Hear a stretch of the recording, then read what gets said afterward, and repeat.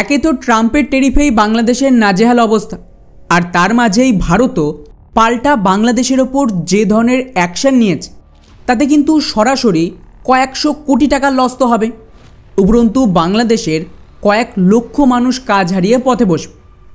কারণ গত 7 তারিখের খবর অনুযায়ী ভারত সরকার বাংলাদেশের সিমেন্ট আমদানির ওপরে মোটামুটি আনঅফিশিয়াল বা এক ধরনের শ্যাডো ব্যান লাগিয়েছে। আনঅফিশিয়াল এই জন্যই বলছি কারণ সরকারিভাবে এমন কোনো নির্দেশ আসেন, কিন্তু বাংলাদেশের সিমেন্ট তা সত্ত্বেও ভারতে ঢুকতেই দেওয়া হচ্ছে না। যার ফলস্বরূপ এই খবরটা দেখুন, যেখানে বলা হয়েছে 2025 সাল বাংলাদেশের এই সিমেন্ট রপ্তানি এতটা মারাত্মকভাবে ক্ষতিগ্রস্ত করে দিয়েছে ভারত, যাতে বাংলাদেশের পক্ষে এই সেক্টরে ভবিষ্যতে ঘুরে দাঁড়ানোই মুশকিল। কারণ এটা তো হয়তো আপনারা জানেন না যে বাংলাদেশে এই যে সিমেন্ট ইন্ডাস্ট্রি রয়েছে সেটা অ্যাকচুয়ালি ভারতের দয়ায় চলত, এবং ওদের টোটাল যে রপ্তানি হয় তার বেশিরভাগই প্রায় 90% বললে ভুল হবে না একা ভারতই কিন্তু। এই কারণেই বাংলাদেশের এই ইন্ডাস্ট্রি এত বছর সারভাইভ করেছে। ভারতের যে উত্তর পূর্বাঞ্চল রয়েছে, যাকে 7 সিস্টার বলা হয়, এই রাজ্যগুলোই কিন্তু মূলত বাংলাদেশের সিমেন্টের দবদবা ছিল, আর এর থেকে বাংলাদেশ প্রতি বছর কয়েকশো কোটি টাকা লাভ করত।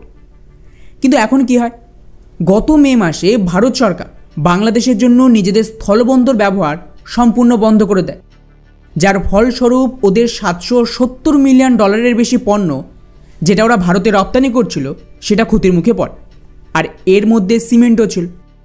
আর এখানে কতটা ক্ষতি হয়েছে বাংলাদেশের তার আইডিয়া তো এর থেকেই পেয়ে যাবে যে 2022 থেকে 23 সালে ওরা মোটামুটি 18 থেকে 19 মিলিয়ন ডলারের কেবলমাত্র সিমেন্ট রপ্তানি করেছিল গোটা বিশ্ব। আর এই 18-19 মিলিয়নের মধ্যে 90% মানে প্রায় 16 থেকে 17 মিলিয়ন ডলারের সিমেন্ট একা ভারত কিনে নেয়, মূলত আমাদের এই যে 7টা নর্থ ইস্টের রাজ্য রয়েছে তারা।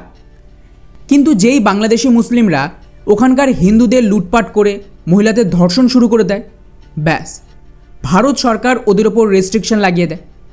এবং এখনকার লেটেস্ট ডেটা অনুযায়ী 2024 থেকে 25 অর্থ বছরে ওদের রপ্তানি কমে $13 মিলিয়ন নেমে এসেছে, যা প্রায় 22% লস।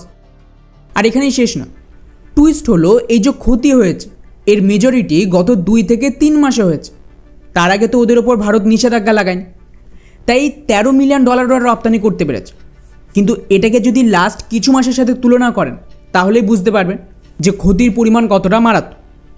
2024 সালের জুন মাসে বাংলাদেশ $1.5 মিলিয়ন সিমেন্ট রপ্তানি করেছিল ভারত, কিন্তু এবছর জুন মাস মানে আমাদের নিষেধাজ্ঞা লাগানোর পরের মাসে এই আমদানি 62% পর্যন্ত কমে গেছে, যেটা বিরাট বড় লস।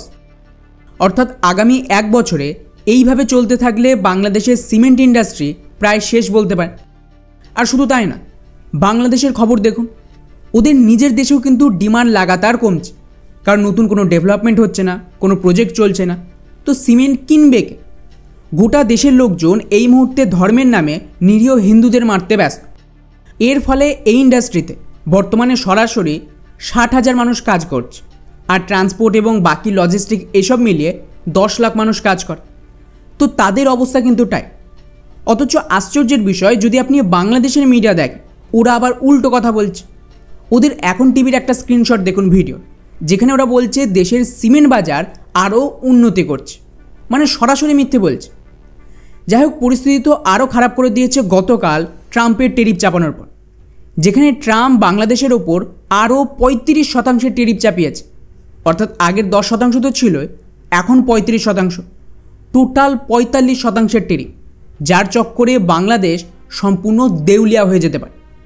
কেননা রিপোর্ট অনুযায়ী বাংলাদেশের মূল রপ্তানির 80% হয় গার্মেন্টস, এবং এই গার্মেন্টসের মধ্যে দ্বিতীয় সবচেয়ে বড় মার্কেট যেটা ছিল সেটা কিন্তু আমেরিকা, প্রায় 35% কাছাকাছি, যার সুযোগ পেয়েছে ভারত।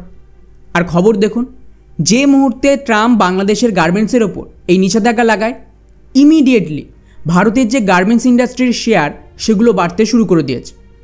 অর্থাৎ বাংলাদেশের ওপর টেরিফ চাপাতেই ভারত তার ফায়দা নিয়ে আমেরিকার মার্কেটে ঢুকছে। এবং সম্ভবত যদি ভারত আর আমেরিকার এই যে ছোট্ট একটা ডিল হচ্ছে এটা আপাতত হয়ে যায়, ওখানে আমাদের গার্মেন্টস ইন্ডাস্ট্রিকে ছাড় দেওয়া হতে পারে। আর এটা হলেই বাংলাদেশের বাজার আমাদের। এই কারণেই রয়টার্সের খবর অনুযায়ী বাংলাদেশের এই ইন্ডাস্ট্রিতে এই মুহূর্তে বড়সড় ধস নামছে। এখন জাস্ট ভাবুন, ভারত ওদের রপ্তানির বাজার ছিল, সেটা শত্রুতা করে নষ্ট করলো। গার্মেন্টসের র মেটেরিয়াল দামি হয়ে গেছে, কারণ ভারত রপ্তানি আটকে দিয়েছে। ভারত হয়ে যে সমস্ত গার্মেন্টস রপ্তানি হতো সেটাও বন্ধ করে দিয়েছে, যার ফলে প্রায় 2000 কোটি টাকার বেশি লস হচ্ছে। এর মাঝে দ্বিতীয় সবচেয়ে বড় মার্কেট আমেরিকা, সেটাও চলে যাচ্ছে। ওদিকে চায়না, যারা এর সবচেয়ে বড় বিক্রেতা, ওরা কী করছে? ওরাও কিন্তু আমেরিকার মার্কেট ছেড়ে নিজেদের গার্মেন্টস ইউরোপে পাঠাচ্ছে। তো ওখানেও বাংলাদেশের মার্কেটকে ওরা টার্গেট করছে। অর্থাৎ চারিদিক থেকেই বাংলাদেশ ফেসে গেছে। দেশের ডোমেস্টিক কনজামশনও শেষের মুখে, কারণ গার্মেন্টস ইন্ডাস্ট্রি ওদের মেজরিটি রোজগার দেয়। এখন ধীরে ধীরে রোজগার হারাচ্ছে। ইসলামিক জেহাদের চক্করে দেশে বিজনেসও বন্ধ হয়ে যাচ্ছে। তো টাকা থাকলে তো মানুষ খরচ করবে। ফলে বলেছিলাম না, বাংলাদেশ যে বেইমানি করেছে তার এতটা ভয়ঙ্কর পরিণতি হবে যা কল্পনার বাইরে। শুধু দেখতে থাকুন কিভাবে সাজানো গোছানো একটা দেশ সম্পূর্ণ ধ্বংসস্তূপে পরিণত হয়।